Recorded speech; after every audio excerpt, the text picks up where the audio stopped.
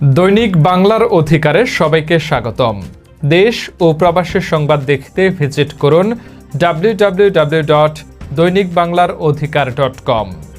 শুরুতেই সংবাদ শিরোনাম। সোনাগাজীতে জাতীয়তাবাদী কৃষক দলের ৪৫তম প্রতিষ্ঠা বার্ষিকী উপলক্ষে কৃষক সমাবেশ অনুষ্ঠিত। এখন দেখুন বিস্তারিত। গাজী মোহাম্মদ হানিফ, সোনাগাজী ফেনী প্রতিনিধির পাঠানো তথ্যচিত্রে বিস্তারিত।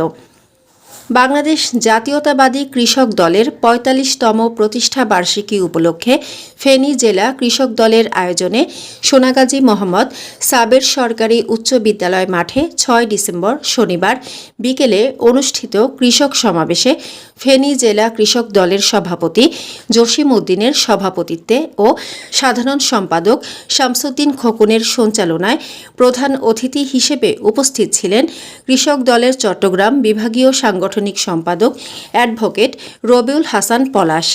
বিশেষ অতিথি ছিলেন সোনাগাজী উপজেলা বিএনপির আহ্বায়ক জয়নাল আবেদিন বাবলু, সদস্য সচিব সৈয়দ আলম ভূঁইয়া, পৌর বিএনপির আহ্বায়ক মঞ্জুর হোসেন বাবর, সদস্য সচিব নিজাম উদ্দিন, মহিলা দলের নেত্রী জান্নাতুল ফেরদৌস মিতা, সাবেক চেয়ারম্যান আবুল কালাম আজাদ। এ সময় উপজেলা যুবদলের আহ্বায়ক খুরশিদ আলম ভূঁইয়া ও সদস্য সচিব ইমাম হোসেন কবির, পৌর যুবদলের আহ্বায়ক ইকবাল হোসেন, সদস্য সচিব রাসেল হামিদি সহ বিএনপি ও তার অঙ্গ সংগঠনের নেতৃবৃন্দ উপস্থিত ছিলেন। এ সময় বিএনপি চেয়ারপারসন ও সাবেক প্রধানমন্ত্রী বেগম খালেদা জিয়ার সুস্থতা কামনা করে দোয়া ও মোনাজাত করা হয়।